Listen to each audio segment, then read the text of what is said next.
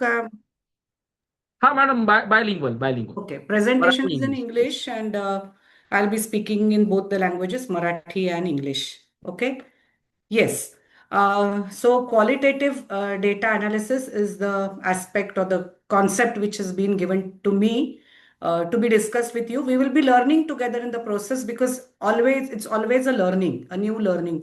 प्रत्येक वेळेला ना कुठल्या एखाद्या विषयाचा थोडा अभ्यास करायला लागला की अरे हे आपल्याला माहितीच नव्हतं असं नेहमीच वाटतं आणि काहीतरी नवीन आपण शिकतो आहोत असं वाटतं. तसंच काहीसं माझं क्वालिटेटिव्ह डेटा अनालिसिसची तयारी करताना झालं की अरे हे माहिती नव्हतं मला, पण आता नव्याने समजलंय. किंवा ॲज वी से as language is life, similarly research is also a living aspect I feel. Concepts keep on changing, many new things get added into that basic concept. So let's look at what is I hope you are able to see my screen on full screen. Are you all able to see my screen? Yes, ma'am. Yes, Yeah. ma'am. And it's full screen, no? It's full screen. Yes, Yes, ma'am. ma'am. Okay, okay, yes. So after this session, I expect all of you will state the features of qualitative data, then also enlist the methods of qualitative data analysis, explain what are the principles of qualitative data analysis, compare the different methods of qualitative data analysis, justify the benefits of using qualitative data analysis in research, and finally, I hope you carry this session to your respective research work and do qualitative data analysis using appropriate steps in your researches. So let's begin with the concept of qualitative research and qualitative data. What do we mean by that? Excuse me, गुणात्मक ma'am. संशोधन आणि Excuse me, ma'am. Yes please. Ma'am तुमची screen share झालेली आहे, but हा. Power point is not seeing. Oh, so it's not moving? No, the PowerPoint is not visible. All your data is visible, like folders are visible. Oh, still? Okay, okay. Yes, ma'am. तेच विचारलं मी, दिसतंय का? Now? No, Now ma'am. not yet? Yes, yes. Yes, yes. Now, yes. Yes, Yes. okay. Now are you able to see it full screen? Yes, ma'am. Yeah, thank you so much, Nehalata. Right. Before we actually start with data analysis, qualitative data analysis, let us try to again reaffirm the concepts of qualitative research and qualitative data. What do we mean by that? गुणात्मक संशोधन आणि गुणात्मक माहिती म्हणजे नेमकं काय हे आपण आधी पहिल्यांदा समजून घेऊया. So qualitative research basically is like an inductive approach. It focuses on individual experiences and beliefs. Unlike quantitative data, where you focus mainly on the group at large or you focus on generalizing the things. Also, in qualitative research, we generally collect the data using open-ended questions or through participants' responses or through some documents. And you will realize that, yes, it's very flexible. It's not a rigid like we have in quantitative data, which is in numbers. Okay. Also, the data collection is done using semi-structured tools. They are not totally structured. For example, maybe for an interview, you have a set of questions ready with you, but as the interview progresses, you may have to add a few more questions or you may have to delete a few questions. So as the interview progresses, you might have to change the actual tool which you are using. And everything is in the form of descriptions. सो म्हणजे गुणात्मक संशोधनामध्ये प्रामुख्याने आपण एक व्यक्तींच्या अनुभवातनं सुरुवात करत असतो आणि मुक्त प्रश्न आपण विचारतो. त्याचबरोबर आपण त्यांचे जे काय प्रतिसाद आहेत, जे सहभागी आहेत त्यांचे प्रतिसाद आपण नोंदवत असतो आणि काही वेळेला काही दस्त किंवा काही जर्नल्स किंवा काही आर्टिकल्स ह्यांचा सुद्धा आपण उपयोग क्वालिटेटिव्ह रिसर्चमध्ये करत असतो. म्हणजेच आपल्याला असं लक्षात येईल की हा जो रिसर्च आहे किंवा हे जे संशोधन आहे ह्या प्रकारामध्ये प्रामुख्याने आपल्याला वर्णनात्मक अशी माहिती आपण नेहमी गोळा करत असतो आणि त्यामुळेच गोळा करताना जी आपण साधनं वापरतो ती सुद्धा त्याच्यामध्ये काही वेळेला बदल होऊ शकतो की अगदी फिक्स्ड फॉर्मॅटमध्ये आपण काही ती वापरत नाही. त्याच्यामध्ये कदाचित बदल करण्याची आपल्याला गरज भासू शकते. So, if we are doing this, then what is the nature of this data? The nature of this data is in words and it is open for interpretation. And actually, it is very useful to find out the why or how of something which has occurred. म्हणजे का आणि कसं एखादी गोष्ट घडली, एखादी घटना घडली, एखादा अनुभव आला, तर तो समजण्यासाठी नुसता अनुभव नाही, पण त्याच्या मागची कारणं काय आहेत आणि तो कशा पद्धतीने अनुभवला गेला, ह्या गोष्टी सुद्धा आपल्याला ह्या माहितीमधनं मिळत असतात. आणि त्यामुळेच त्या व्यक्तिसापेक्ष आहेत, सब्जेक्टिव्ह आहेत आणि युनिक आहेत. कारण प्रत्येक व्यक्तीचा अनुभव कदाचित वेगळा असू शकेल. Because every individual may have a different kind of experience. So there is likely to be subjectivity and uniqueness also in this type of data. And it is analyzed in a different way without what you will call as maybe the quantitative tools which you have learned yesterday. But what we do over here is, since it's verbal, since it's in words, we use grouping the data and trying to find out certain categories, certain similarities, or certain differences to decide the themes. So, is the concept of qualitative research and qualitative data clear? You can just give me a thumbs up if that's fine. Yes? Are you all with me? Yeah, okay. So we go ahead then. Now, when we are talking of qualitative data, where do we get, or what kind of tools do we use or techniques we use for gathering qualitative data? So, in people or in places, as I said, with respect to individuals, we collect the data. With reference to different places, we collect the data, or things or objects like artifacts, coins, photographs, video, audio recordings, documents. These are the different tools we are going to use for gathering data. And interviews, observations, participant observations, focus group discussions are the different techniques which we use for gathering qualitative data. Now, what are the principles of qualitative data analysis? Once we know that, yes, it is from these different things that we are going to collect the data, what are the things that we need to keep in mind before we start the analysis? The first and the foremost, as I said earlier, we are going to focus on specific observations, individual observations, to find out the relationships, to find out the patterns. So that is why we follow inductive reasoning. From examples, we try to move towards a generalization. Also, we are not looking at the responses or the observations in isolation, but we are going to look at in what context, in what situation the response is given. So the social background, the cultural background, or the historical background also needs to be considered. Contextual meaning is very important. What is true in one particular context may not be applicable in another context. So that is why in qualitative analysis, we have to focus the context.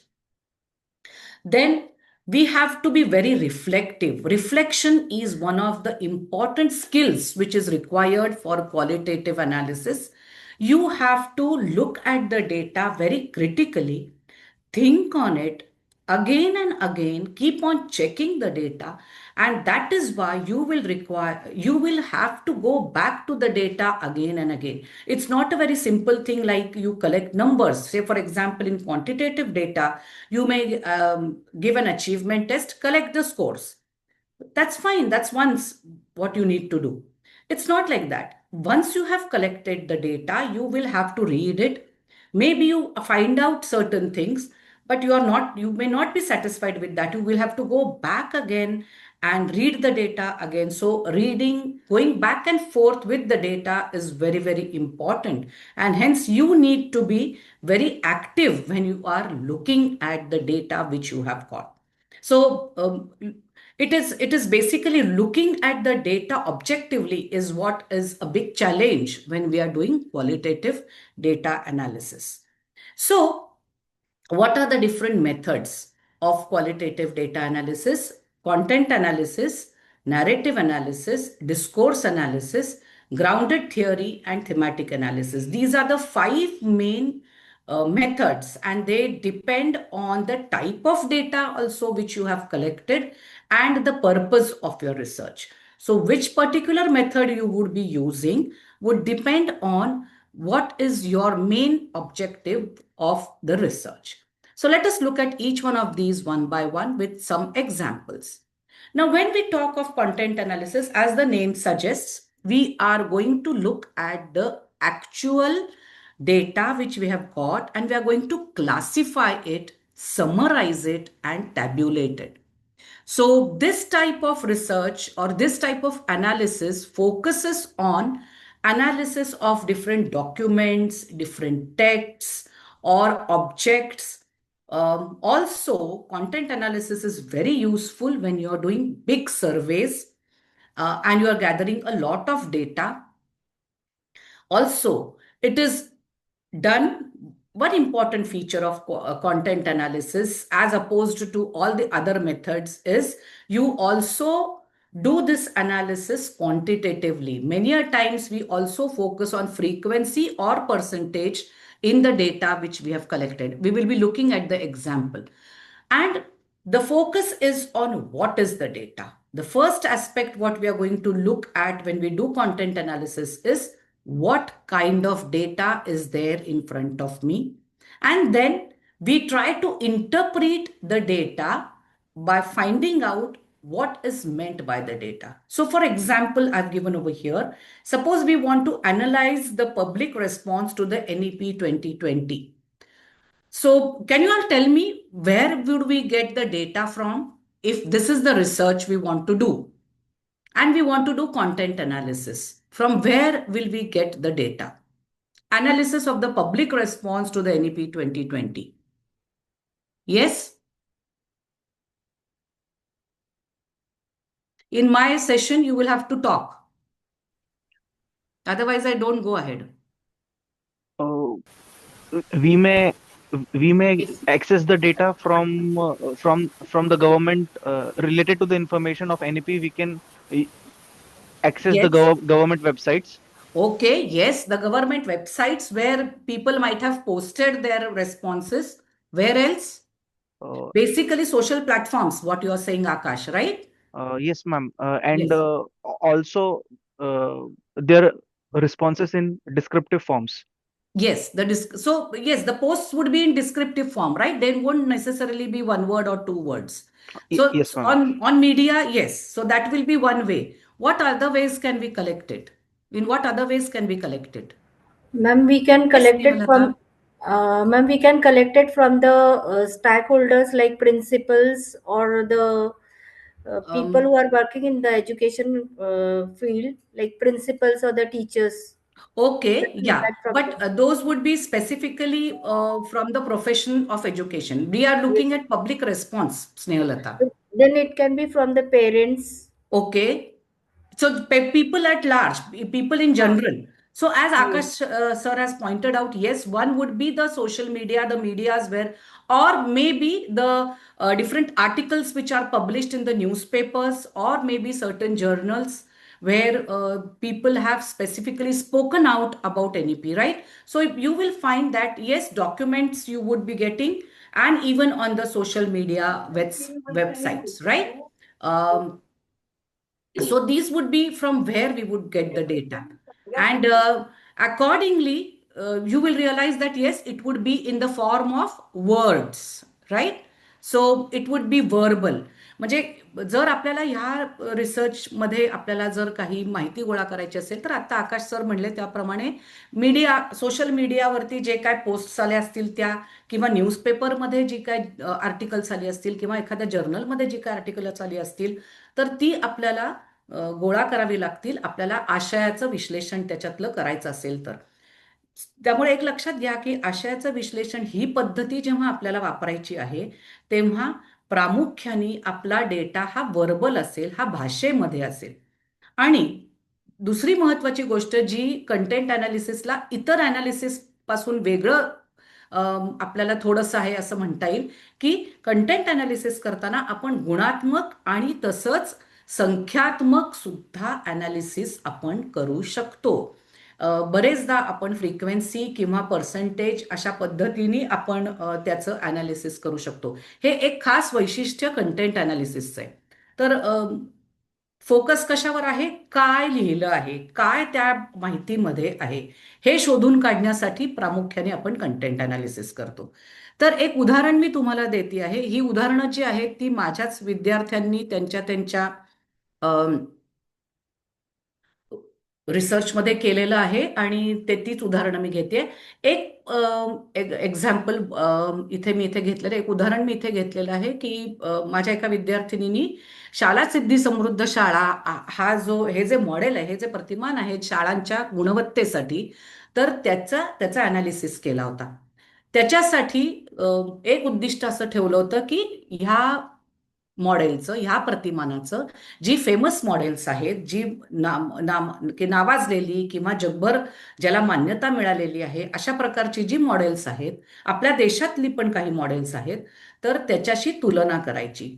म्हणून त्यांनी बालरिज model, Mukhopadhyay यांची एक श्रेणी आहे आणि European एक model आहे, European excellence model म्हणून आहे. ह्या तिन्हीशी त्यांनी तुलना केली होती. Now, if this was to be done, if a comparison was made to be made between these models, what would be the place from where she would get the data? Where do you think? It's about the model per se. So you want to have the information about the model. So from where would you get the data? कुठून माहिती मिळेल ह्या models बद्दल? मॉडेल्सचाच आपल्याला जर अभ्यास करायचा असेल तर कोणत्या प्रकारचा म्हणजे कुठून आपल्याला त्याच्याबद्दल माहिती मिळेल?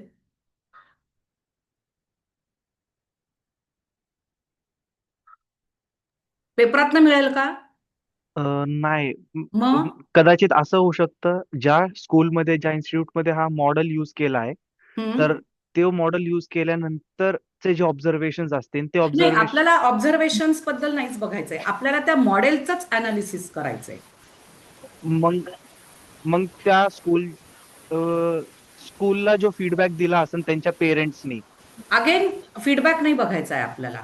If we want to look at the model itself, what are we going to look at? What would be the document which we would be looking at?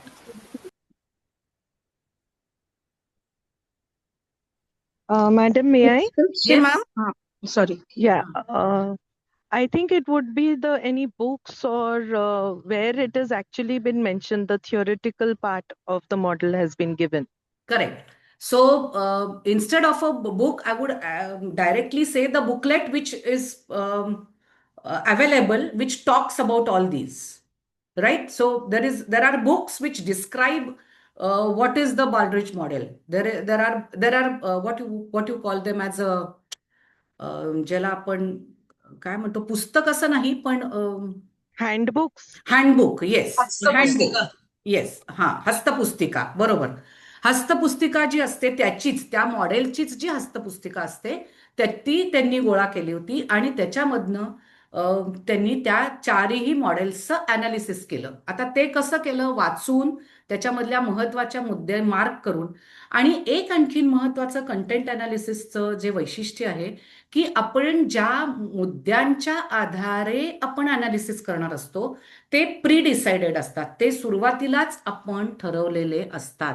हे एक खूप महत्वाचा आणखीन फरक जो इतर अनालिसिसच्या मेथड्सच्या म्हणजे अनालिसिस मेथड्स ज्या आहेत त्याच्या तुलनेत जर आपण बघितलं. So content analysis differs in this also. Most of the time in content analysis, the criteria which you are going to use, or finally on the basis of which you are going to derive a theme, those criteria, those aspects are pre-decided. So here she had decided these 4-5 aspects, like the objectives, then what are the principles on which that models are based, what are the features of those models, what are the different criteria which are included in the models, how is it to be implemented in schools, and what are the what you could say merits, limitations, and the challenges. So these were the aspects which she had already decided. And on the basis of that, looking at the booklets which were available, looking at the handbooks which were available, she classified the information with respect to all these models. So you get the content analysis in a chart form. Okay, so please remember that these are some of the important features of content analysis. You can do it quantitatively, you can do it qualitatively. Here it has been done qualitatively. Criteria are pre-decided, and you generally present, if you're using qualitative analysis, you are going to present it in the form of a chart or a format. After this was the first step. After this, she tried to compare them and write. I have brought in a small description with respect to some of the important aspects, but she tried to analyze all those aspects together, and she tried to find out what were the similarities and what were the differences between these different models, right from the one which was newly started by the government, that is Shala Siddhi Samruddha Shala, and along with that the Baldrige model, which is a famous model from so many years, and an European model, and the MIS, that is Mukhopadhyay's model. It's actually a scale, and it is specifically made in the Indian context. So that was how she tried to comprehensively analyze the new model. And she then described what similarities and differences she could see between those models. This was the second step. And finally, the third step was a form of generalization, where she put in the basic idea which she got through that analysis. What was that? That in all the models, the basic focus for assessment of schools or for evaluation of school is self-evaluation. So improvement in schools or improvement in quality of schools through self-evaluation, and also bringing about changes in the schools as times change to become more professional. So, and to create a culture of quality. So this was the generalization which she could get from all the models after she had analyzed. So what we do here is, from individual cases, individual instances, we move towards a form of generalization which confirms with the existing theory, right? So the basic theories of management focus on this, that you need to evaluate, you need to have a good culture. So all these aspects are covered in these individual cases. So from individual cases, from examples, you move towards a generalization. Understood how this content analysis is done? Qualitatively. Just give a emoji. Yes, ma'am. Yeah, We understood. yeah. Okay. So then, as I said, you can also do it quantitatively. So this is one more example which I had done with one of my students again, who is present here in the group. This is an analysis which is done of just 2 questions I am putting forth. We had a number of questions asked to the EMET students regarding e-learning, when e-learning actually began initially. So this was done long back. And these were 2 questions out of the many which we had asked.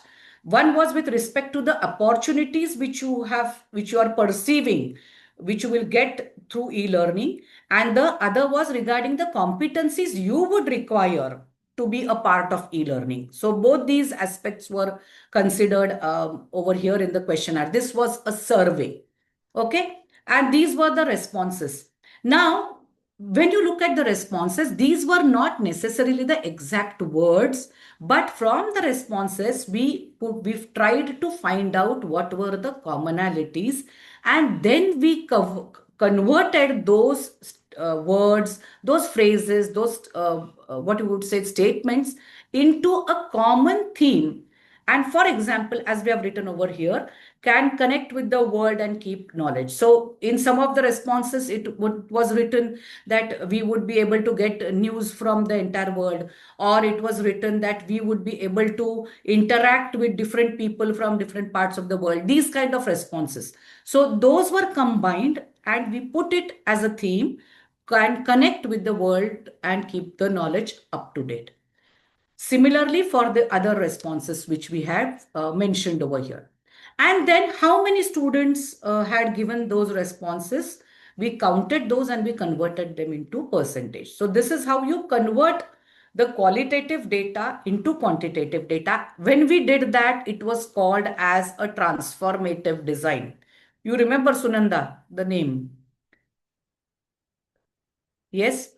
Transformative Yes, ma'am. design. Yes, Yes, ma'am. where we transfer But at that quality. time, we didn't know, ma'am, that it Yes. was called Yes, it was a transformative. qualitative, but it was called as Yeah. transformative design, where qualitative analysis was converted into quantitative analysis.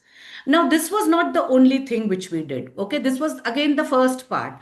And on the we progress, we have to form, as I said, you need to form a generalization. So on the basis of the responses which they had given, we formed a generalization by stating, we call this as interpretation. We mentioned that the MEd students have understood the opportunities that they would be getting in e-learning, but at the same time, they have realized the competencies they would need to have for using e-learning. So we gave this particular proverb where we cannot light a lamp unless we keep burning ourselves. So this was the generalization which we got from the responses of these students. So this is how content analysis is done.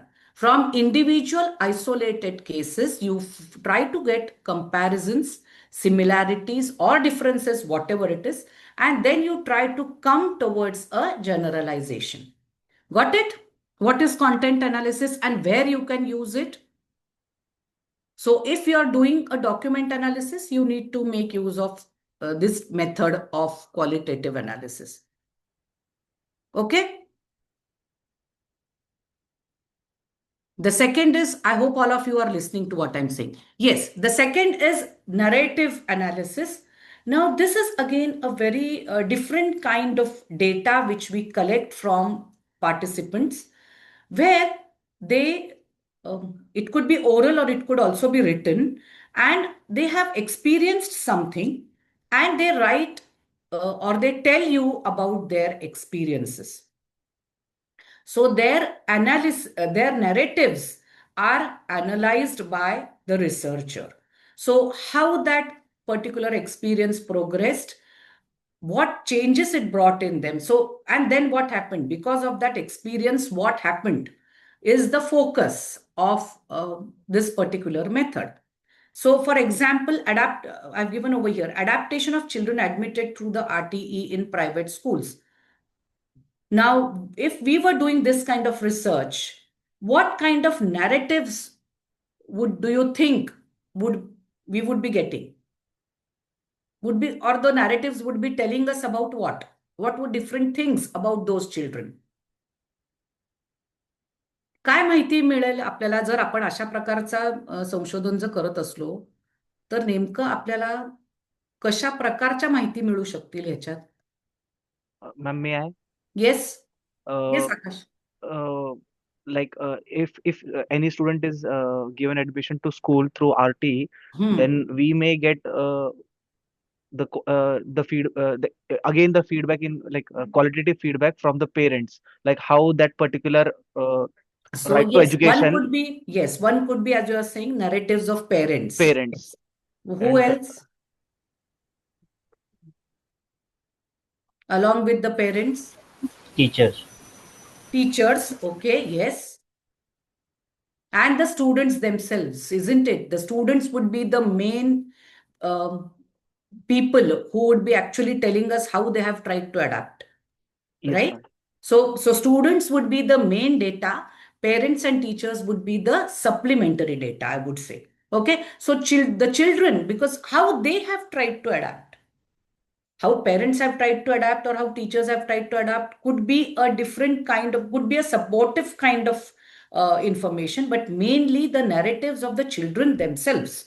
How and what have they done to get adjusted in this particular situation? Going in a school which is entirely new to them, where the atmosphere is totally different, where there is nothing which is similar to the background from which they come. So how have they tried to adapt? It's a very, very different kind of situation which they are facing. Okay, so these kind of narratives are collected and they are analyzed.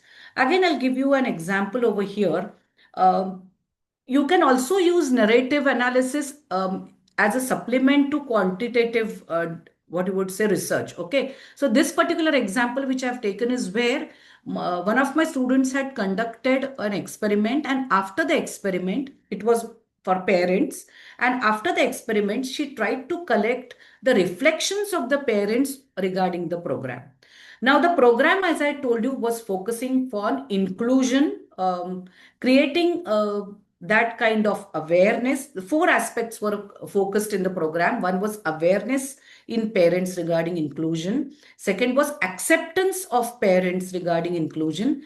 Third was an appropriate attitude, developing an appropriate attitude of parents towards inclusion. And fourth was active participation or readiness of active participation of parents for inclusion. So actually the program focused on all these aspects. And at the end of the program, what happened to the parents was the focus. So for that, they had to write the reflections on what were their experiences during the program. Again, here I've brought in a small aspect of different parents. So all the parents gave in their reflections. They were not so small. They were about 1 or 2 pages. And from that, again, with respect to these 4 aspects, which were our focus in the experiment, we tried to analyze their responses. If we are getting anything which is conforming with the quantitative data or which is conforming with the idea with which we began the program. So say, for example, I realized that there are different children. So this focuses on the awareness aspect. So we analyzed the responses, we highlighted the responses which we found similar. And then what was done after this was we grouped those responses in the 4 A's: the awareness aspect, the acceptance aspect, the attitude aspect, and the active participation aspect. So the analysis, so the first narratives were actual essays or the reflections which they had written. From those, we found out what were the different words which we could actually directly relate with the 4 aspects of the program. And we grouped them into those 4 aspects. And we could see that, yes, all those 4 things could be seen in the responses. And from these, we found out the main narrative that after implementation of the program was called as Mindful Parenting for Inclusion. The parents have become aware, have accepted, and also developed a positive attitude and readiness for active participation in helping for inclusion in school. So this was the main narrative which we derived from the responses or the narratives given by the people or the parents. You have to remember in qualitative analysis, the 2 aspects which we have looked just now, each and every response may not be seen in all. Okay, so what I mean over here is, when I say awareness, the example which we are talking about, awareness, attitude, acceptance, and active participation, all those 4 aspects may not be visible in the responses or reflections of all the parents.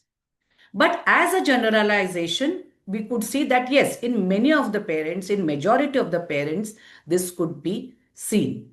So that is why we say this is an interpretation. This is an inference. It is not a theory. Okay, there lies the difference. When we say a particular thing is a theory, it applies to each and every case. That is the difference. Yes. You have a question, Sunanda? No, ma'am. I was having problems with the video. Now Ah, it has started okay, working, okay, so I yeah, switched it okay, on. yeah. Yeah, so are all of you with me? Have you understood the 2 methods which we have talked about? Yes, ma'am. Okay. Then the next is discourse analysis. Unfortunately, none of my students or even I have not done discourse analysis, because this particular type of analysis is focusing mainly on literature aspect of the data. That is one thing. And the second is it is also focusing on the power dynamics. So it's very useful in the, what I would say, in the disciplines of politics, sociology, and literature to a great extent. I tried to look at the different researches which are available on Shodh Ganga. Mostly I found that they were on literature. Okay. So that is why I don't have an exact example of discourse analysis or how it is written. You will have to look at those researches because it is very descriptive, and it has different ways of analyzing. So one which I saw was based on 4 or 5 novels, and it was a metaphorical analysis. So how different aspects have been metaphorically represented in those 5 novels. So this kind, but that requires more of language, grammar, and the aspects which are included in grammar. And the other, as I said, in politics, how the how the power dynamics is working in the data which you have got.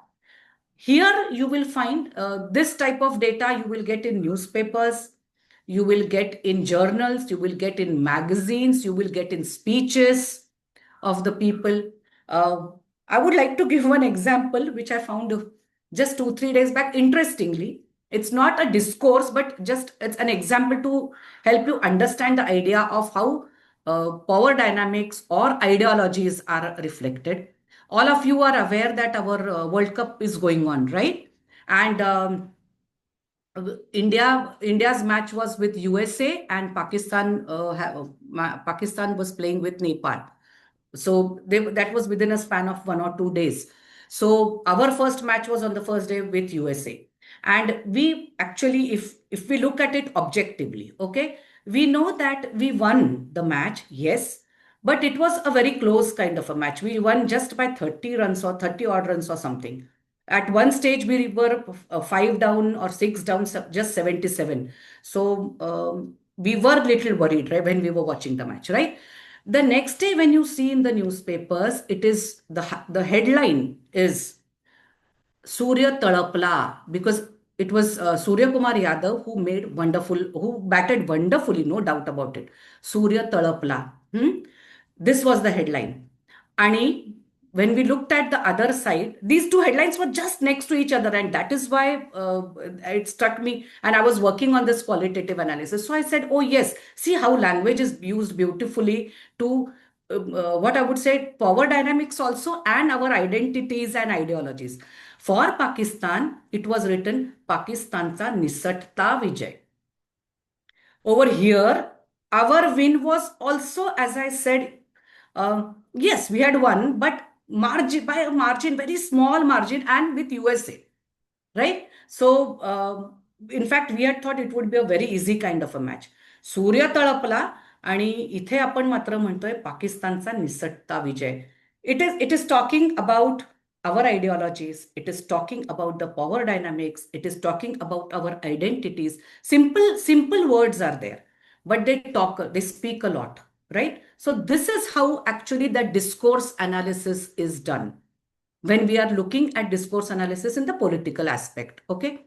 But majority of the researches, as I said, are found in literature, and their literature is analyzed using all the aspects of grammar, okay? But it's a different kind of research. Unfortunately, as I said, I have not personally gone into this kind of research, so I don't know how it is actually written. But as I said, different aspects of grammar are taken, and accordingly, every data is analyzed. Again, individual, as I said, the example which I told you, 5 different novels, each one was analyzed metaphorically. So that is how this type of research is done. So if any one of you is going for literature research, then you will need to look at the researches which are available on Shodh Ganga online.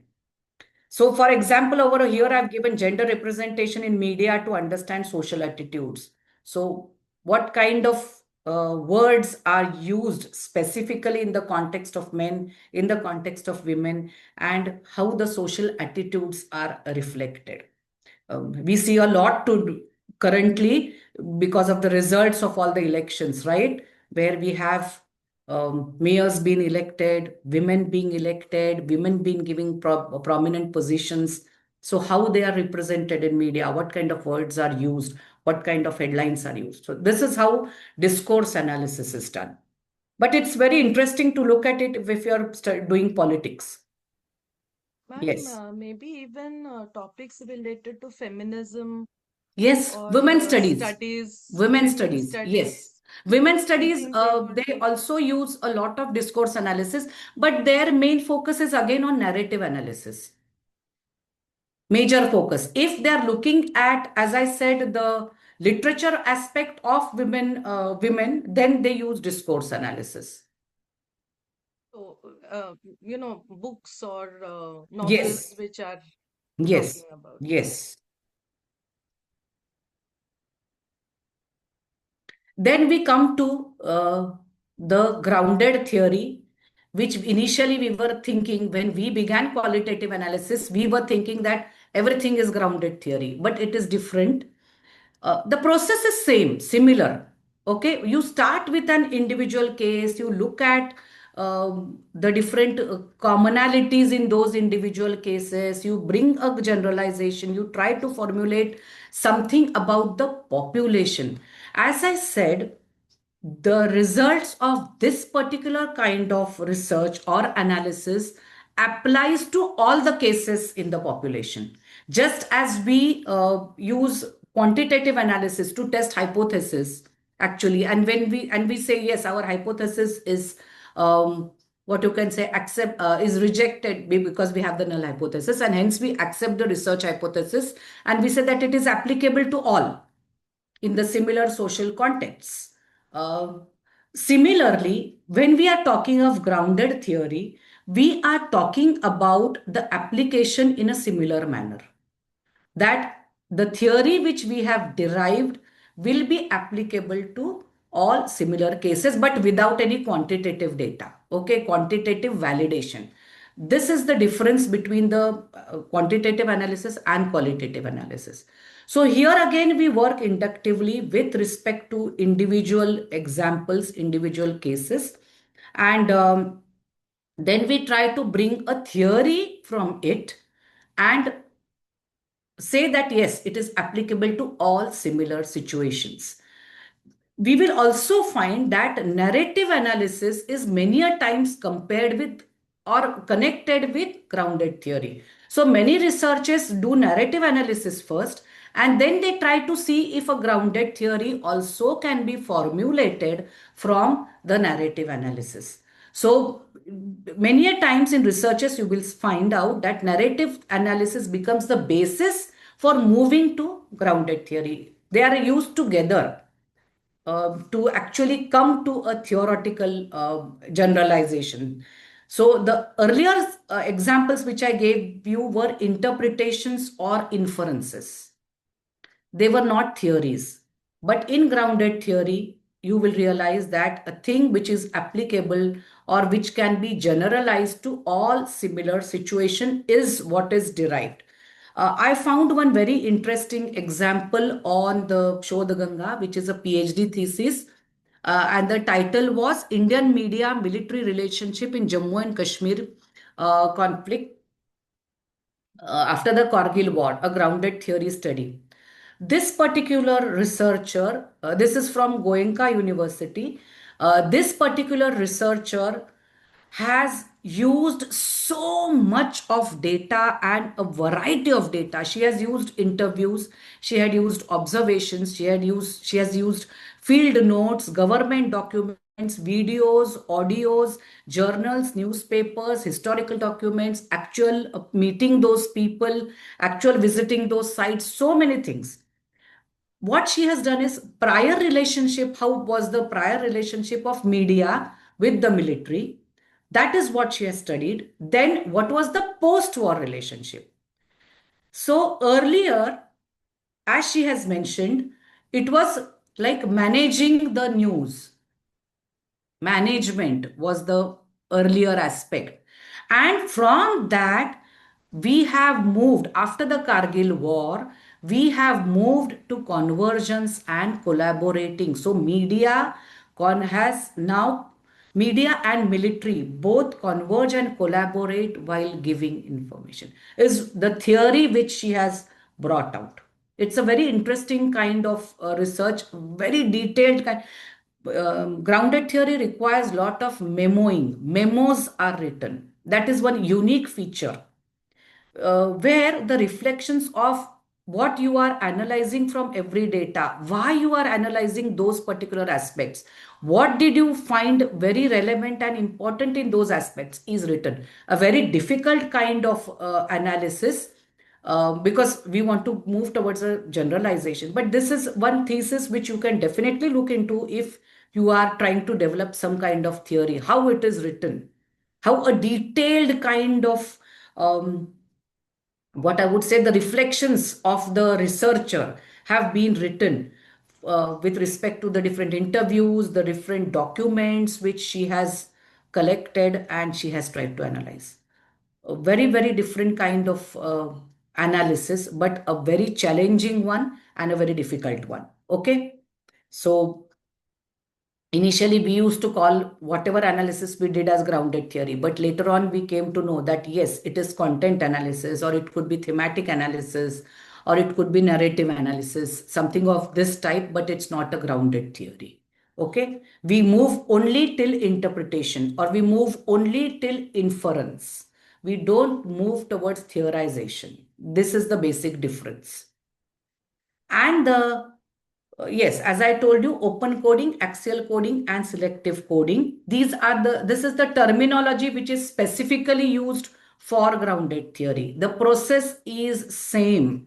The only aspect, as I said, when we look at selective coding, it is a theory which is developed, and in the other types of analysis, it's just an inference or an interpretation. What is the process? We will be again looking into how it is done, how open coding. I have mentioned that indirectly initially in the examples which I have shown you, but we will look at it in still more detail. So in open coding, what we do is, as I said, looking at the data in detail, line by line, and identifying important words, phrases, or what I would say, even sentences sometimes. You try to find out what are the common things, what are the similarities. Then we also try to highlight the important words again from that particular analysis.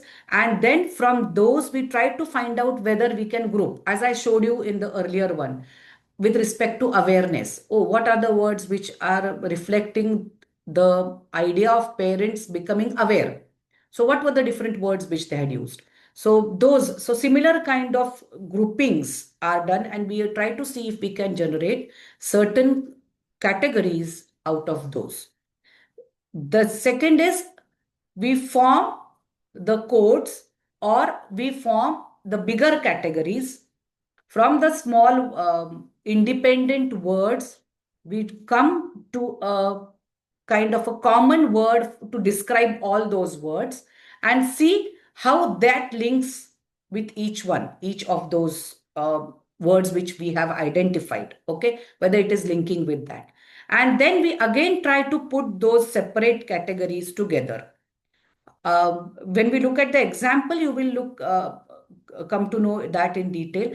And then we develop a theory which is applicable to all the individual cases in the population. This is how actual open coding, axial coding and selective coding is done. We will look at it in more detail so that you will understand in the thematic analysis. This is what we generally do. We try to do a thematic analysis with respect to our qualitative data because it involves identifying similarities, identifying differences, and coming to some kind of explanation regarding the data which we have collected, and it is basically linked with the quantitative data. That is the important use of this particular kind of analysis. I have seen researches, and most of my students have also done the researches where the quantitative data has been analyzed, but the results and findings are confirmed by using such kind of thematic analysis. So when we say my experiment, as I showed you in the earlier example, when we say that my experiment was successful for this particular aspect, the qualitative data also supports those, the responses of the students also support those kind of quantitative findings. So that is why we need to use qualitative data. For example, over here, I have taken an example, navigation of students in higher education to learning using online platforms. How would we collect the data for this? What tools will we use? What kind of tool would be necessary if we are going to use qualitative data analysis? Yes?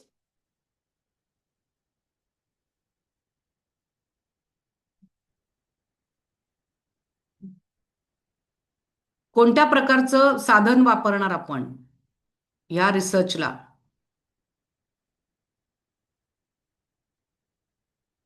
नाही? कोणत्या प्रकारचा research असणार आहे हा?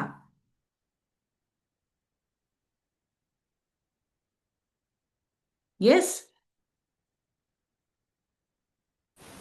We can use Google Form. Yes. So it is a survey and we will use a form or a questionnaire, and mostly you will need to have what type of questions? Because we want to learn about their experiences. So what type of questions would be included in that Google form? Mahesh, तूच सांग. प्रश्न कोणत्या प्रकारचे असतील? मुक्त प्रश्न का बद्ध प्रश्न? Open-ended. Yes, Open-ended. open-ended. Yes, open-ended questions, because we want to find out how they are trying, what are their experiences and what strategies they are using to navigate to using online platforms. माझा आवाज Yes. Yes. Ma'am माझा आवाज येतोय? हो, येतोय. Open ended questions विचारायला लागतील ma'am.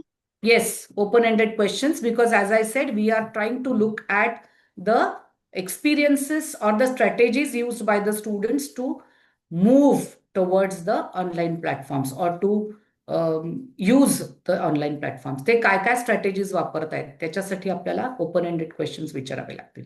So this is one example. आता हे कसं करायचं? तर 4 स्टेप्स आहेत. Data preparation, initial coding, theme development आणि इंटरप्रिटेशन और inference. Please remember, again, I'm telling you, in thematic analysis, we are not going to develop a theory. We are only going to move to an interpretation. आता ह्याचे example आपण एक बघूया कसं करायचं. पहिल्या ह्याच्यामध्ये मी जे सांगितलं की डेटा फॅमिलिअरायझेशन, खूप वेळेला तो डेटा वाचावा लागतो. We need to read that data again and again and try to find out what are the similarities or what are the differences, what are the commonalities in the responses, which are the responses which we can group together. इथे मुद्दाम हे पण माझ्या एका स्टुडंटनीच केलेलं आहे, जी उपस्थित आहे आता इथे ग्रुपमध्ये. तर काय सिमिलर जे होते, फॉर एक्झाम्पल आता इथे आपण जर बघितलं, तिने कलर कोडिंग केलेलं आहे आणि सिमिलर रेस्पॉन्सेस किंवा सिमिलर आयडिया जिथे आपल्याला दिसते ते एका रंगाने ते केलेलं आहे. की उदाहरणार्थ आपण जर बघितलं, students are active, give scopes for experiential learning, active involvement of students, passive listeners become active, they are attentive and as it is interactive, or actively involved in learning, promotes active learning. हे सगळं active लर्निंगच्या बाबतीत बोलणारे responses आहेत वेगवेगळ्या विद्यार्थ्यांचे अर्थातच. तर ते एकामध्ये group केलेत, येलोनी हायलाईट केलेत.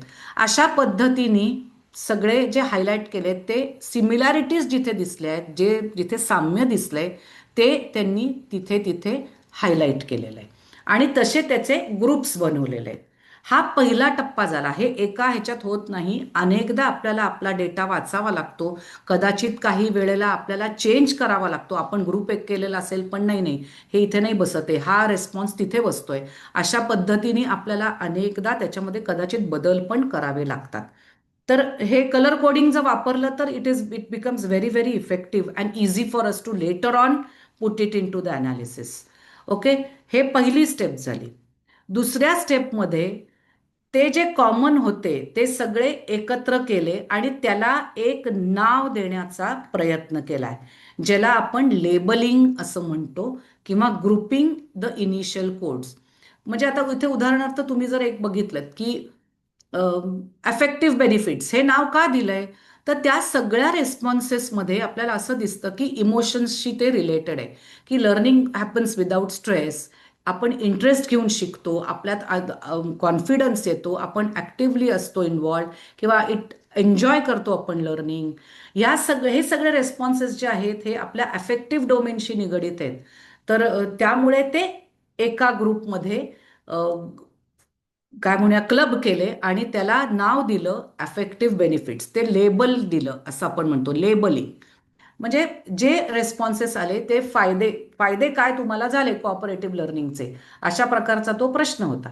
मग ते फायदे असे वेगवेगळ्या ग्रुप्समध्ये लेबल केले की cognitive benefits, affective benefits, communication skills, social skills, active learning, अशा पद्धतीने ते ग्रुपिंग केलं आणि ह्या लेबलिंगमधनं एक सेंटेन्स किंवा एक इन्फरन्स, एक इंटरप्रिटेशन तयार केलं की use of cooperative learning benefits the pre service teachers with respect to all these 4-5 aspects which are mention. हा इन्फरन्स त्यांच्या रेस्पॉन्सेसवरनं, म्हणजे इंडिव्हिज्युअल रेस्पॉन्सेस ते हायलाईट केले, ते ग्रुप केले, त्या सिमिलॅरिटीजच्या नुसार काय त्याला टायटल देता येईल असा विचार केला किंवा काय लेबल देता येईल असा विचार केला.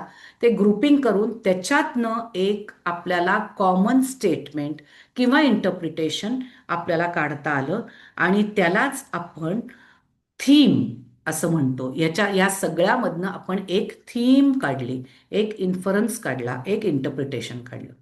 हा एक प्रश्न होता. आणि असेच आणखीन एक प्रश्न होता की काय लिमिटेशन्स वाटल्या. तर त्याच्यामध्ये आता मी पहिला भाग नाही आणलेला, फक्त शेवटचा भाग आणलाय की पॅसिव्ह असतात, काही जण बोलायला थोडीशी तयार नसतात, पार्टिसिपेट व्हायला तयार नसतात, कारण इंट्रोवर्ट असतात अशा पद्धतीचे. आणि वेळ कोऑपरेटिव्ह लर्निंग जेव्हा आपण वापरतो तेव्हा वेळ खूप लागतो, आपल्याला टाइम मॅनेजमेंट हा एक लिमिटेशन दिसते. तर ह्या रेस्पॉन्सेसवरनं हे एक आपण म्हणजे ही लेबल्सवरची आहेत आणि त्याच्यानंतर आपण त्याच्यातनं एक इन्फरन्स किंवा इंटरप्रिटेशन काढलं किंवा थीम काढली की शाय स्टुडंट्स किंवा काही विद्यार्थ्यांच्या बाबतीत आपल्याला त्याच्यामध्ये मर्यादा दिसतात आणि टाइम, म्हणजे 2 मर्यादा इथे आपल्याला त्या दिसल्या की विद्यार्थी जिथे शाळा असतील ती एक मर्यादा असेल आणि आपल्याला उपलब्ध वेळ ही एक मर्यादा असेल. फायदे काय, मर्यादा काय, ह्या दोन्ही प्रश्नांची उत्तरं ह्या पद्धतीने अनालाइज केली आणि ह्या 2 थीम्स त्याच्यामधनं काढल्या आणि ह्या दोन्हीमधनं पुढचा एक इन्फरन्स काढला, जो तिसरा टप्पा आहे.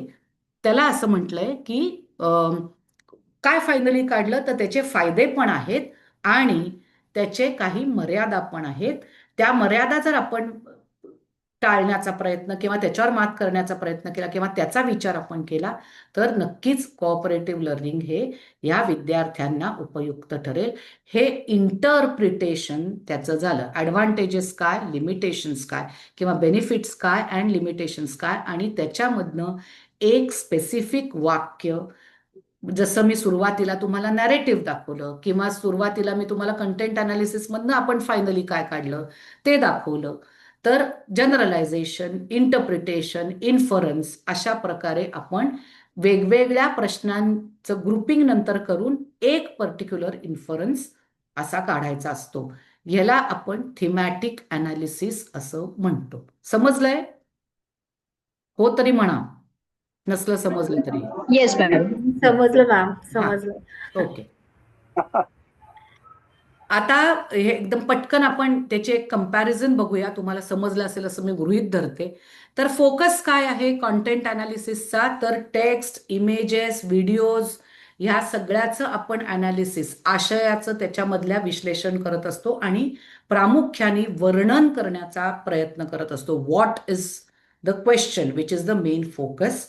नॅरेटिव्हमध्ये आपण वेगवेगळ्या लोकांचे अनुभव, वेगवेगळ्या लोकांचे एक्सपिरियन्सेस, वेगवेगळ्या लोकांची reflections and how they try to deal with that particular situation. Their stories is what is the data which we collect and we try to find out how and why. Okay, how the story is told, why the story is told in a particular way. As I told you, individuals may differ in telling the story or in the content of the story depending on their personalities and how they have perceived that particular situation. तर ते narrative आपण analyse करतो.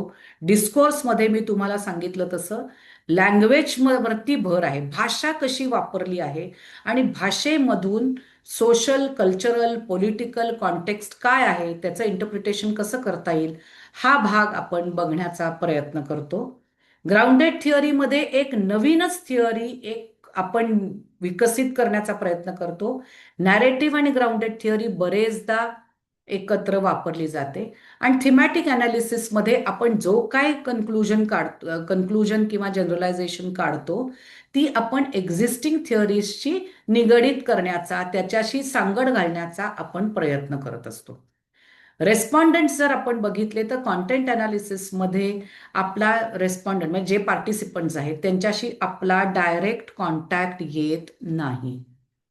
नॅरेटिव्हमध्ये direct contact येतो कारण आपण त्यांचे interviews घेतो किंवा आपण त्यांच्याशी बोलतो, त्यांच्याशी प्रत्यक्ष जाऊन भेटत असतो.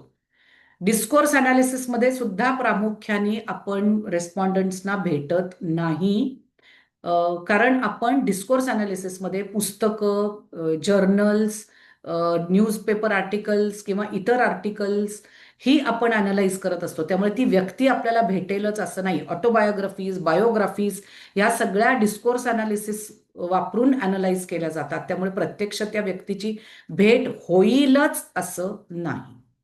ग्राउंडेड थिअरीमध्ये डायरेक्ट रिस्पॉन्स आपला काही जणांशी शक्य असतो, काही जणांशी नाही. मगाचं मी जे उदाहरण तुम्हाला दिलंय शोधगंगावरचं, तर त्याच्यामध्ये काही लोकांना त्या प्रत्यक्ष भेटू शकल्या, काही लोकांना नाही. ते त्यांना माहिती जी काय व्हिडिओ रेकॉर्डिंग, ऑडिओ रेकॉर्डिंग्समधनं मिळाली ती होती. But yes, both is possible.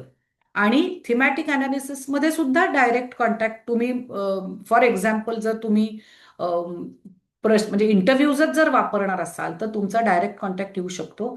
Sometimes it is possible, sometimes it is not possible, but most of the time in thematic analysis also it is possible. Okay, then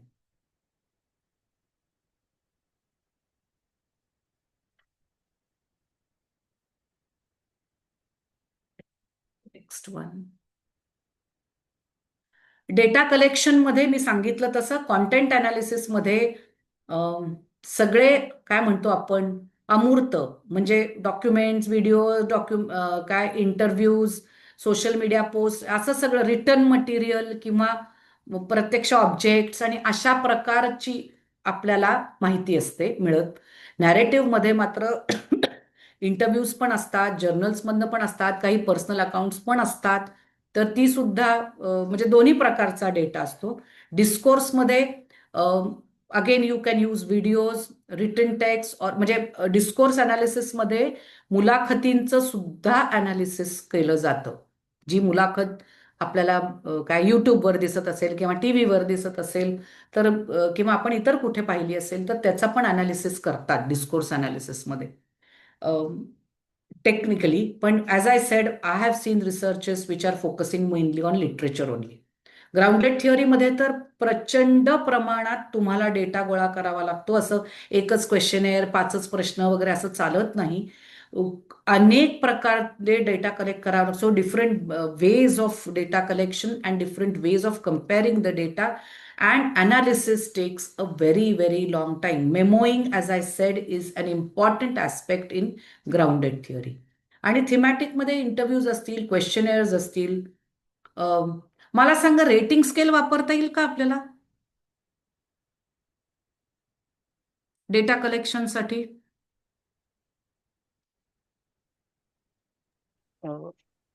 yes ma'am, rating scales पण कुठे? आपण for example आपण जेव्हा कुठे service एखादी घेतो कुणाची, तर ते कस्टमर फीडबॅक घेतात. पण मग ते क्वालिटेटिव्ह अनालिसिस होईल का? हा,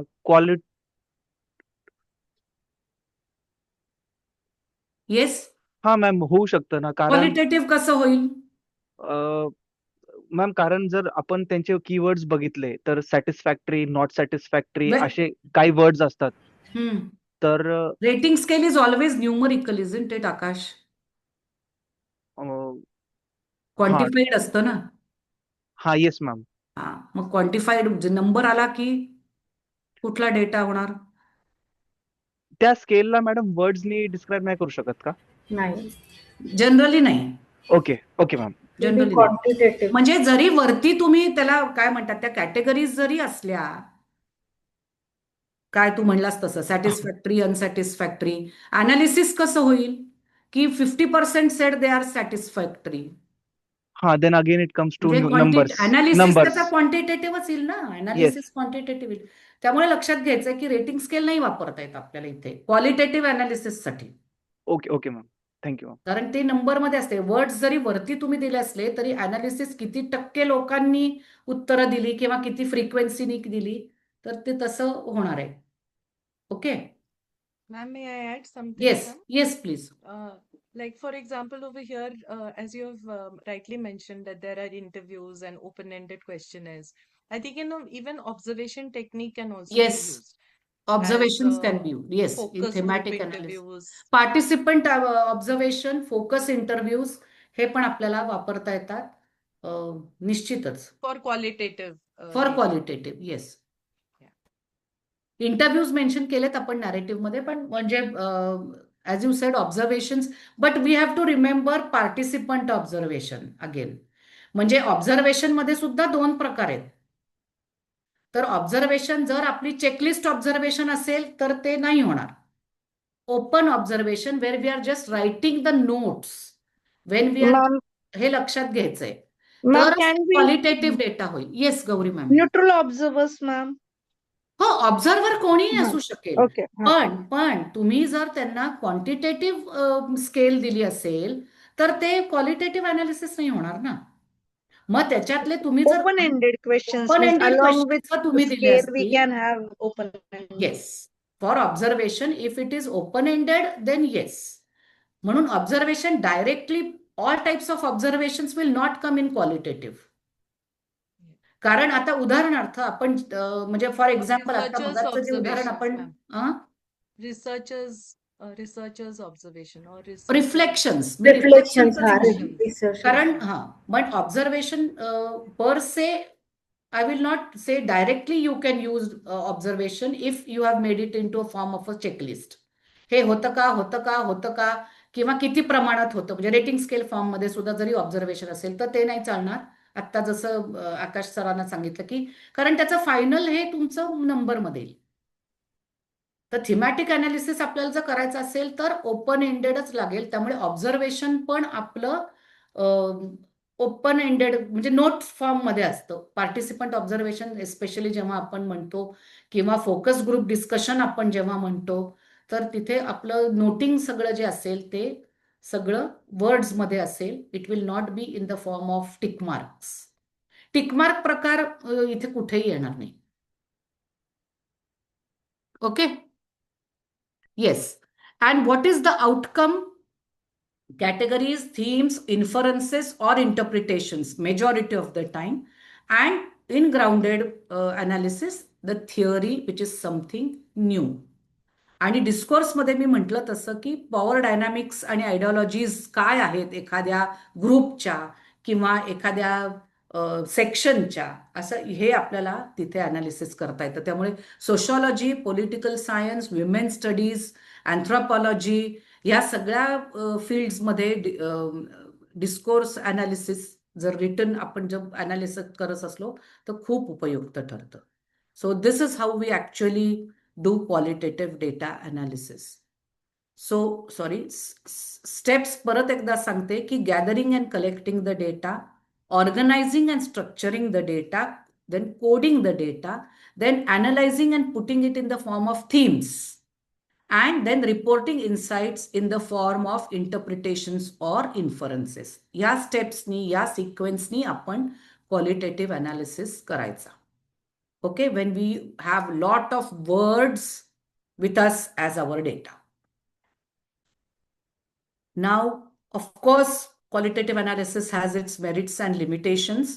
Merits महत्वाचं म्हणजे खूप ॲडिशनल इन्फॉर्मेशन आपल्याला याच्यातनं मिळते, जी फक्त क्वांटिटेटिव्ह डेटामधनं किंवा येस टू टाईपच्या क्वेश्चन्समधनं किंवा टिक मार्क क्वेश्चन्समधनं आपल्याला मिळत नाही. So lot of insights into why, what, how, when, अनेक प्रश्न आहेत. आपले सगळे प्रश्न तिथे आपल्याला त्याची बऱ्या प्रमाणात उत्तरं मिळू शकतात. एखादी गोष्ट आपल्याला आवडली, पण ती का आवडली? किंवा एखादा प्रोग्राम नाही आवडला, नाही सक्सेसफुल झाला, नाही वर्तक मॅडमचं लेक्चर आवडलं, तर का नाही आवडलं? आवडलं तर का आवडलं? अशा प्रकारच्या इन्साइट्स आपल्याला मिळतात for better understanding of what we have set out to do. Okay, so that is one important merit.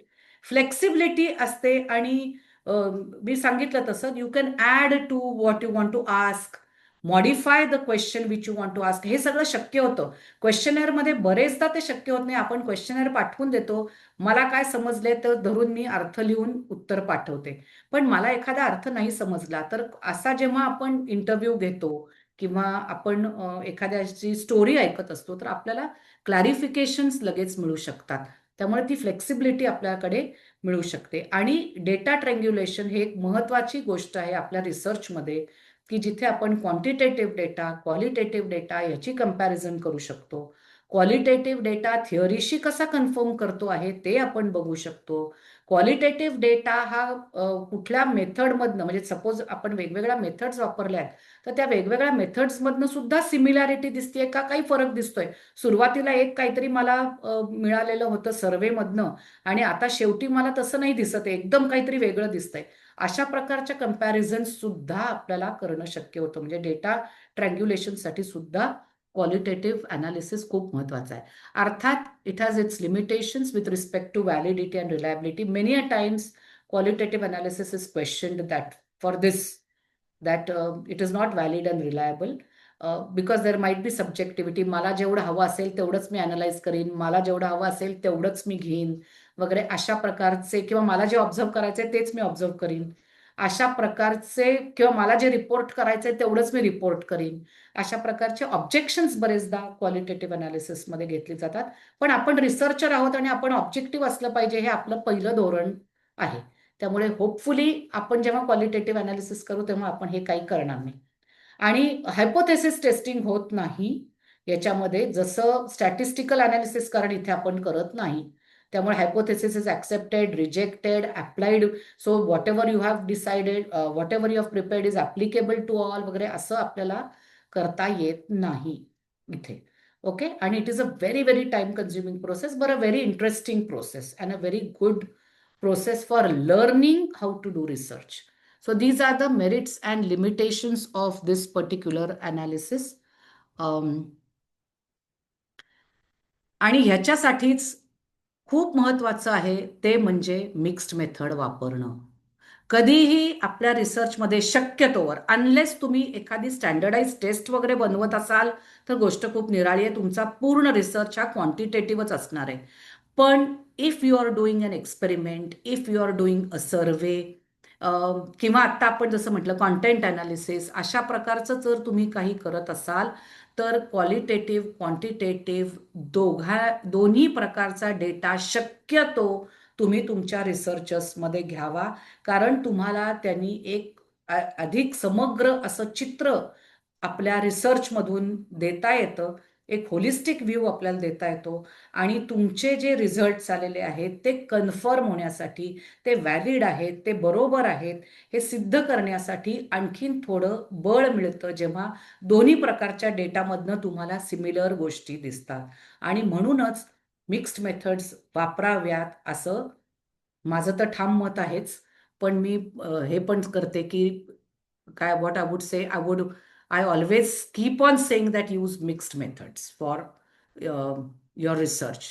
They really are very interesting also, and they also help you to validate your results. You are more confident when you give your results to the public. Okay.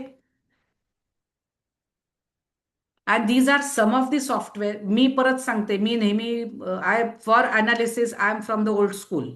स्वतः घेऊन बसते सगळे कागद आणि स्वतः घेऊन analysis करते. पण हे काही सॉफ्टवेअर्स अवेलेबल आहेत क्वालिटेटिव्ह डेटा अनालिसिससाठी. बेसिक त्याचे सगळे फ्री आहेत, हे 3-4 जे मी बघितले ते. तर हे तुम्हाला वापरता येतील. मी वापरत नाही, मला स्वतःचे स्वतः आवडतात, थोडीशी ट्रॅडिशनल आहे. But you can definitely use. Now you must all be techno savvy. तुम्ही पुढे जातात, तुम्हाला वेळ वाचवायचा असेल तर definitely you can use these different softwares which are easily available. Download करून तुम्हाला ते वापरता येतील. आता तुमचे काही प्रश्न आहेत का? माझं प्रवचन झालं. Yes, any questions from you? Last 10 minutes. नाही आहेत? No, प्रश्न ma'am. प्रश्न नाही आहेत. मग मागे मला प्रश्न म्हणजे प्रश्न हा, नाही पण हा, अडचण येते नेहमी की हा. डेटा ट्रान्स्क्रिप्शन मध्ये खूप वेळा त्रास होतो. म्हणजे नेमकं तो काय म्हणालाय आणि रिटर्न मध्ये कसं लिहायचं. तर प्रत्येक वेळेला तर आपण हे घेऊन नाही जात, म्हणजे टेप करून नाही घेत त्याचा. तर हो. मग अशा वेळेला कसं करायचं? नाही, म्हणजे क्वालिटेटिव्ह डेटा कलेक्ट करताना ना जनरली, म्हणजे जर तुम्ही आता इंटरव्ह्यूजचं म्हणत असाल तर आय थिंक रेकॉर्डिंग्स घ्यावी. रेकॉर्ड करायचं. रेकॉर्डिंग्सच घ्यावी. कारण आपल्याकडे काय रिटर्न नसतं ना. म्हणजे जेव्हा इंटरव्ह्यूज प्रायमरीली जेव्हा आपण घेतो, जेव्हा क्वेश्चनर भरून घेतो तेव्हा त्यांचं हस्तलिखित असतं, त्यामुळे आपल्याला परत परत ते बघता येतो तो डेटा. पण इंटरव्ह्यूज जेव्हा आपण घेतो तेव्हा आपण काहीतरी नोटिंग करत असतो बरेचदा.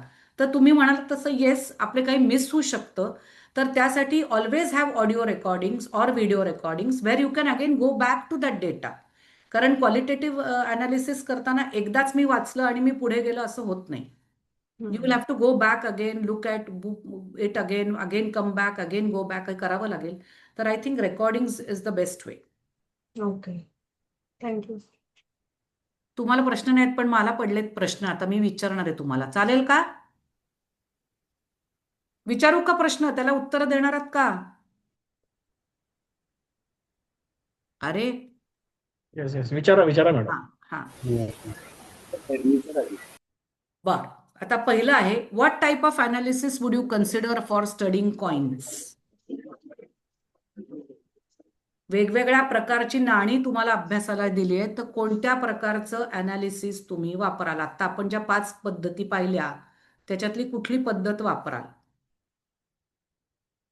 Content analysis. Very good. Content analysis तुम्ही वापरणार, कारण तुम्ही वेगवेगळे क्रायटेरिया तयार कराल आणि मग त्याचं अनालिसिस कराल. Very good. Which type of analysis focuses on theory building? The ground. Grounded Grounded. theory. Okay. A comparative study of the behavior of the children and the type of family. Will this research require qualitative analysis? If yes, why? If no, why? Justify करा.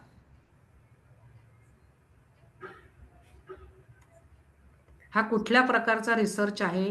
याला qualitative analysis लागेल का? असेल तर का, नाही तर का? Yes, can be a qualitative analysis. We कसं? can use narrative analysis घेऊ शकतो, experiences त्यांचे प्रत्येक family. Comparative study of the behaviour of the children and the type of family. तुला दिसतच आहे ना ते कसा वागतोय तो? हो ऑलरेडी दिसतंय, बरोबर आहे की नाही? हो. बट मॅम त्याच्या मागचे कारण की त्याच्या बिहेवियरचं रिझन काय आहे? मी कारण नाही म्हटलं ना पण इथे. ओके. आणि दुसरी गोष्ट त्याच्यात महत्वाची अशी आहे की एक लक्षात घ्यायचं आहे की हा जो रिसर्च आहे ना, हा कॉझल प्रायमरीली क्वालिटेटिव्ह लागेल, नाही असं नाही म्हणत आहे मी. आपला फोकस काय त्याच्यावर, आता तू म्हणलास तसं की तुझा फोकस का तो वागतोय हे जर शोधून काढायचं असेल तर. पण जेव्हा आपण अशा प्रकारचा हा कॉझल कंपॅरेटिव्ह रिसर्च म्हणतात, म्हणजे ही गोष्ट जी आहे तशीच आपल्याला अभ्यासायची आहे. म्हणजे टाईप ऑफ फॅमिली तर आपण बदलू शकत नाही. न्यूक्लिअर फॅमिली असेल किंवा जॉईंट फॅमिली असेल किंवा सिंगल पेरेंट असेल, काय जे वेगवेगळ्या ज्या सिच्युएशन्स असतील त्या सिच्युएशन आपण बदलू शकत नाही. तिथली मुलं कशी वागतात हे आपल्याला नॅचरल सॅम्पलमधनं मिळतं. आलं का लक्षात?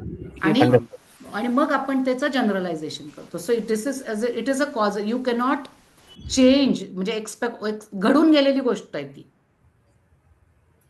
Are you getting it?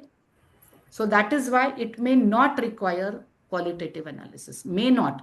As you said, for supportive data, पण ही primarily quantitative असेल. की अशा प्रकारची फॅमिली अशी वागतात मुलं, अशा प्रकारची फॅमिली असे वागतात मुलं. ही जनरल सायकोलॉजीमध्ये हे असे प्रूव्हन थिअरीज आहेत. Understood, ma'am. Yes. Thank you, ma'am. आता analysis of a mathematics text book would काय लिहिलंय मी, मला एकदम Dsena. Mainly require content analysis. हा, और डिस्कोर्स अनालिसिस. काय लागेल? काय लागेल? Content. Very good. Content analysis लागेल. कारण काय? Because we'll find out, decide the criteria, how the syllabus is, or what type of sums are the difficulty level, correct. and what type of methods it will require. Accordingly, we can analyze. Correct. Because the focus is on not on identifying any political ideologies किंवा हे असं काही आपल्याला बघायचं नाहीये त्याच्यातनं. ते पुस्तक learning ऑब्जेक्टिव्हशी निगडीत आपल्याला आहे का नाही हे मेन बघायचंय. So it will require content analysis only. Very good. Which is a feature of qualitative research? खालच्यापैकी कुठलं क्वालिटेटिव्ह रिसर्चचं फीचर आहे?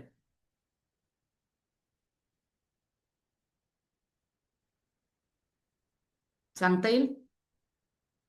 चारीपैकी कुठचं आहे? अरे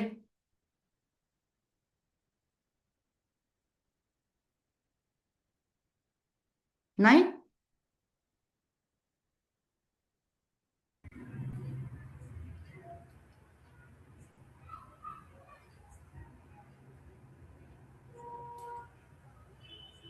मग चारही असू शकतात ना?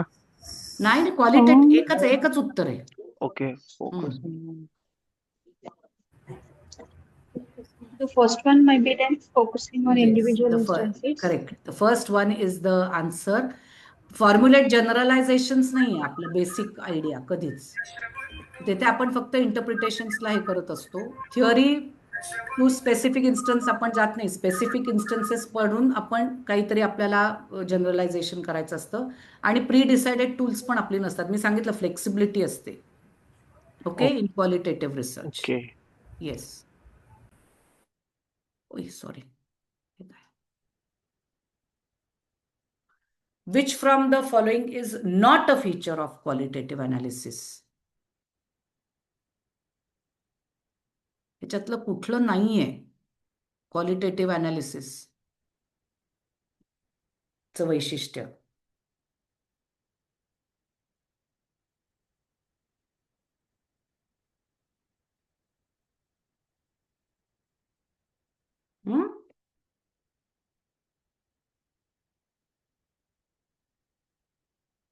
कुठलं फीचर नाहीये?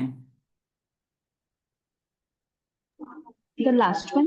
The last one, ma'am, focuses on analysis from the last. Correct. Yes. Large samples नसतात.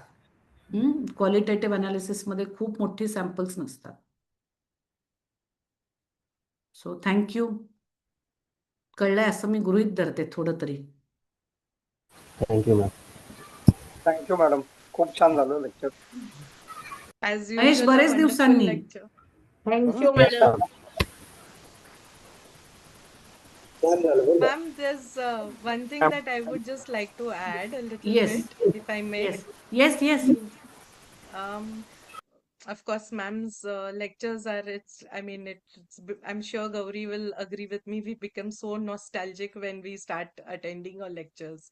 But ma'am, wonderfully it was presented, and especially the differences. It became very clear what are the differences. One thing that I would like to add is that in qualitative analysis, one of the major merit limitations, as you correctly said, कि हम generalize नहीं कर सकते हैं. That is one, because sample बहुत छोटा होता है. It may not be a true representative of the population. तो generalize तो नहीं कर सकते हैं. But one of the most important advantages is actually we give voices to the minorities. जो हम quantitative analysis में we normally do not take their responses into considered. consideration. Yeah, Hmm. because majority का क्या responses है वही हम percentage में or whatever.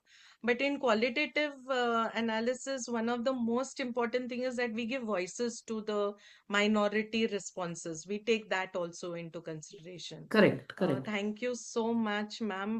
Qualitative research is something which mixed method we have now slowly getting comfortable in. Qualitative is still थोड़ा डर लगता है because there's a lot of data and उसका analysis करना पड़ता है.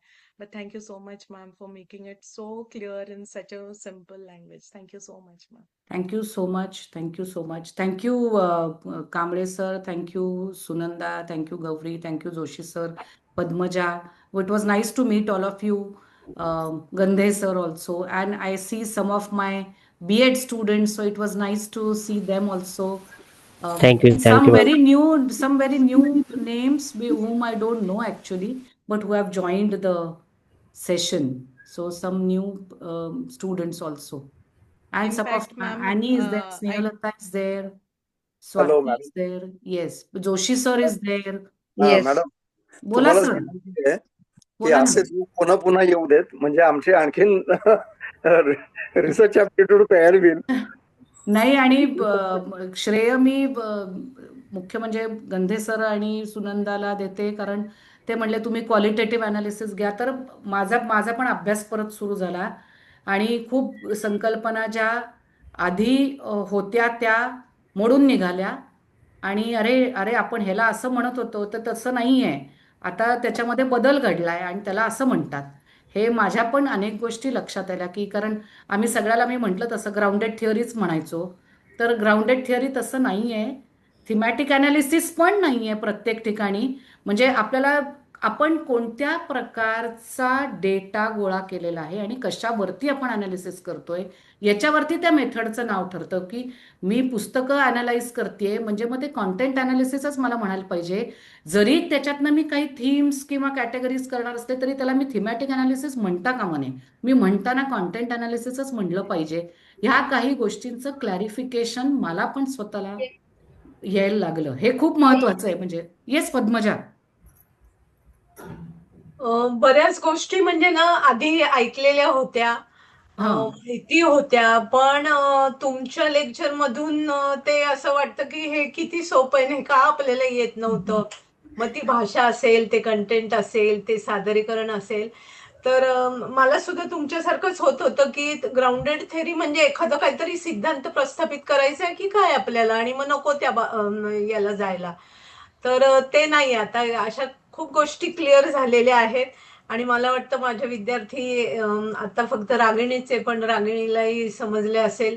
आणि सगळ्यात महत्वाचं म्हणजे जरी एक्सपेरिमेंटल स्टडी असेल तरी एक्झिस्टिंग सिच्युएशन किंवा ज्याला आपण स्टेटस म्हणतो, तर त्याच्यासाठी हे खूप हे वापरायलाच पाहिजे आणि हे माहिती प्रत्येक रिसर्चरला माहिती असणं आवश्यक आहे. मॅडम खूप खूप छान वाटलं. म्हणजे असं हेल्दी वातावरण काय असतं ना, हे परत असा अनुभवायला मिळालं. खूप छान वाटलं. मला पण खूप छान वाटलं तुम्हाला सगळ्यांना भेटून. आणि एक्सपेरिमेंट मध्ये पण तुम्ही क्वालिटेटिव्ह डेटा घ्याच, सर्वे मध्ये पण घ्याच, आणि एक्सपेरिमेंटच्या प्रॉडक्ट डेव्हलपमेंट म्हणजे तो एक्सपेरिमेंट करायच्या आधी सुद्धा जेव्हा तुम्ही प्रॉडक्ट करता तेव्हा पण घ्याच. असं मी म्हणजे प्रत्येक स्टेजला घ्या, क्वांटिटेटिव्ह आणि क्वालिटेटिव्ह असं दोन्ही. थोड्या प्रमाणात का असेना पण तो प्रत्येक स्टेजला तुम्ही घेतलात तर तुमचं व्हॅलिड होतं जास्ती तुमचा रिसर्च. बरोबर. ते खूप लक्षात यायला लागलंय की फक्त आकडे देऊन काही नाही. आकडे स्टॅटिस्टिक्स पण ना काही वेळेला गंमतशीर असतं, आपल्याला पाहिजे तसं आपल्याला फिरवता येतं. तर त्यामुळे it is always better to use both kind of data. आणि माझं खूप लर्निंग झालं. मी परत गंधे सरांना छळून काही पुस्तकं मागितली त्यांच्याकडनं की मला पुस्तकं पाठवा सर, मी असं नुसतं नाही घेऊ शकणार. आणि माझी पण खूप तयारी झाली. घरी पण सगळ्यांना लक्षात आलं काहीतरी नवीन तयारी चालू आहे, काहीतरी नवीन विषय चालू आहे म्हणून. सगळ्यांना वाटलं असेल घरच्यांना आता कुठं जायचं येईल. नाही, मी सांगितलं होतं कॉलेजमध्येच माझ्या विद्यार्थ्यांसाठी मला घ्यायचं आहे, त्यामुळे म्हणजे काही प्रश्नच नाही, घेणारच असं. छान वाटलं. So thank you so much for giving me the Thank you, madam. Opportunity to interact Thank you, with all madam. Of you. And the students दिसत आहेत मला, मॅम दिसतेय. मॅडम आणि काही आश्चर्य वाटतंय म्हणजे जे PhD झालेत असे पण काही विद्यार्थी आज आलेले आहेत. त्यामुळे आणि दिसतेय कारण स्नेहलता आता करणार आहे बहुतेक हो सप्लिमेंट. हो मॅम हो मॅम. एक रिक्वेस्ट आहे हा. Ma'am, Yes. आणखी वेगवेगळ्या विषयांवरती आम्हाला आणखी मार्गदर्शन तुमच्याकडून घडलं तर खूप खूप बरं होईल. हो करू आपण, तसं काही नाही. इट्स ते अ पण काइंड मी तयार रिक्वेस्ट असते. And thank you so much for एक टुडेज फक्त लेक्चर. मॅडम विचारायचं आहे एक्सलंट. हो विचारा सर. हे क्वालिटेटिव्ह अनालिसिस जे आता आपण सगळं पाहिलं, याच्यावर आपल्या विद्यार्थ्यांकरता सेंटर करता एखादं बुकलेट आपल्याला असं तयार करता येईल का, SOP सारखं, की या पद्धतीने आपण करू शकतो, एक बेसिक करता म्हणून असं आपण हा करू शकू, म्हणजे गाईडलाईन म्हणून असं आपण हा म्हणूया. गाईडलाईन म्हणून जसं प्रॉडक्ट डेव्हलपमेंटचं त्यांनी केलेलं आहे, 14 स्टेप्स केलेले आहेत, तसं क्वालिटेटिव्ह अनालिसिस करण्याकरता तुम्हाला अशा पद्धतीचा डेटा कलेक्ट करायला लागेल, त्याकरता तुम्हाला अशा पद्धतीने पुढे जावं लागेल, या त्याच्या स्टेप्स असतील आणि हे त्याचे कन्सिडरेशन्स असतील. असं आपल्या सेंटरचं म्हणून आपल्या विद्यार्थ्यांकरता असं काही आपण बुकलेट डेव्हलप करू शकतो का? Yes, why not. Can also include which techniques, which tools. हा सगळंच त्याच्यामध्ये need to be done. अपेक्षित आहे. मॅम तुम्ही गायडन्स प्रत्येकाच्या करा, research आम्ही नुसार सगळे मिळून त्याच्यात थोडा काम बदल करायला होऊ तयार शकेल. आहोत. म्हणजे प्रत्येक मेथडसाठी एकेकाने जर उचललं ना लिहायला तर ते सोपं जाईल. ते सोपं तसंच जाईल प्रत्येकाने एका टूल जर घेतलं तर ते टूल किंवा टेक्निक तर त्याच्यात पण सोपं जाईल. तर थोडंसं या वर्षात आपण ते इनिशिएट करूयात थोडंसं, म्हणजे अशा पद्धतीने. हरकत काही नाही. त्यात तुम्ही जाणार होता आम्हाला, म्हणजे तुमच्याशिवाय With you. होत नाही ते. नाही करू ना. Hello madam. हो बोला सर. हा मॅडम, काही नाही, हा जो उपक्रम सरांनी सुचवला आणि तुम्ही मान्यता दिली, तो आदर्श कॉलेज आणि डॉक्टर ललिता वर्धक रिसर्च फाउंडेशन यांच्या संयुक्त विद्यमाने आपण करू शकू. हो करूया. कांबळे सर आहेत ना इथे, त्यामुळे कांबळे सरांची तयारी असेल तर आपण करू. केव्हा पण आपण तयारी करू शकतो, काही अडचण नाही आपल्याला. करूया मग डेफिनेटली. ऍटलीस्ट अन इंट्रोडक्टरी हे टू क्वालिटेटिव्ह अनालिसिस असं आपण म्हणता येईल आपल्याला. आपण सगळे काही खूप एक्सपर्ट नाही त्याच्यातले, पण an introduction to qualitative analysis is what we can really do. म्हणजे इव्हन मला आता हे कॉन्टेंट अनालिसिसचा अभ्यास करताना असं जाणवलं की टेक्स्टबुकचा सुद्धा आपण करतो तो खूप ट्रॅडिशनल आहे असं मला आता वाटायला लागलं. अनालिसिस टेक्स्टबुकचं सुद्धा वेगवेगळ्या पद्धतीने आपल्याला अनालिसिस करता येईल, म्हणजे वेगळा विचार करून. ते म्हणजे जे मी बघितली परदेशातली कशी करतात टेक्स्टबुक, त्यांनी पण खूप केले टेक्स्टबुकचे अनालिसिस, पण त्यांचे क्रायटेरियाच वेगळे असतात. आपले खूप ट्रॅडिशनल आहेत. तर त्याच्यामध्ये सुद्धा खूप बदल म्हणजे करता येतील. असं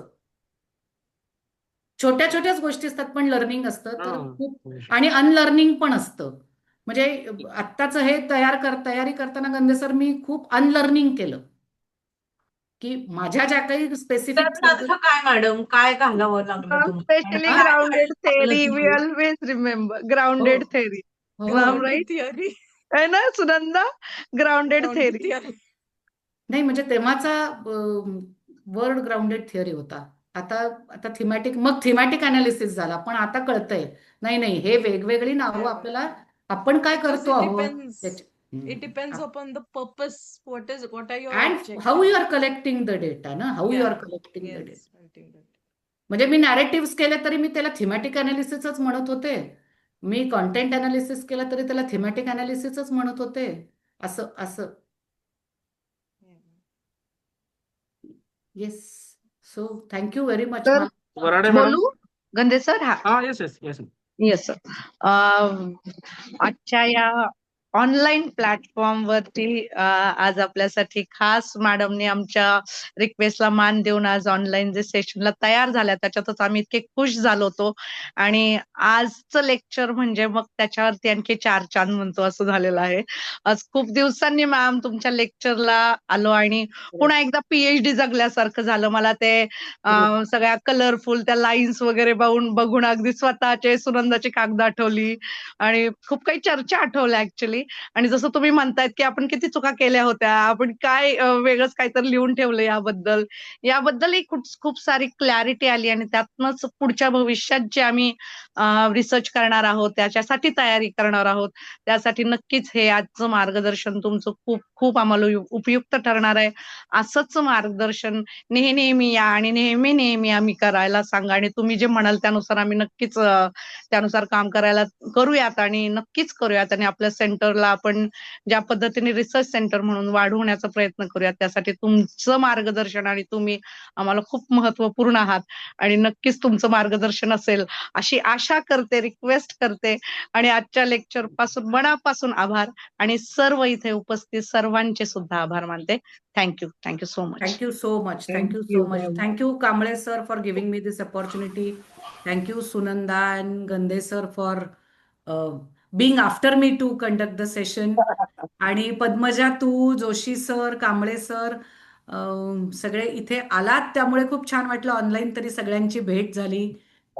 माझे काही विद्यार्थी पण इथे दिसत आहेत त्यामुळे खूप छान वाटलं आणि काही वेगळेच विद्यार्थी नवीन दिसत आहेत जे कदाचित आपल्या सेंटरचे नाही आहेत पण उपस्थित राहिले. त्यांना सुद्धा I am very happy that they are here. या वर्षीचे काही बीएडचे विद्यार्थी आहेत. I am so sorry ma'am, ते आकाश वगैरे जे तर या वर्षीचे बीएडचे काही ओके, विद्यार्थी आहेत. बीएडच्या फर्स्ट इयरचे विद्यार्थ्यांना आहेत. हो याच्यात इंटरेस्ट आहे हो हो हे हो बघून हो खूप ज्यांना छान येस वाटत आहे. येस हे मॅम बघून येस खूप छान मॅम वाटत येस आहे. Yes ma'am. आणि महेश, तुला पण खूप दिवसांनी बघितलं त्यामुळे छान थँक्यू मॅम. मी तर स्वाती मुद्दाम पण तुमच्यासाठी स्वाती सेशन पण अटेंड केलं. हा, स्वातीचं मला वाटतं स्वाती, रागिणी, स्नेहलता सगळ्यांचं संपत आलं असेल आता. Swati ma'am's done. She's Swati तू actually म्यूट आहेस, म्यूट आहेस. Yes ma'am, she is are Swati madam, New faculty. Faculty ma'am. She has join.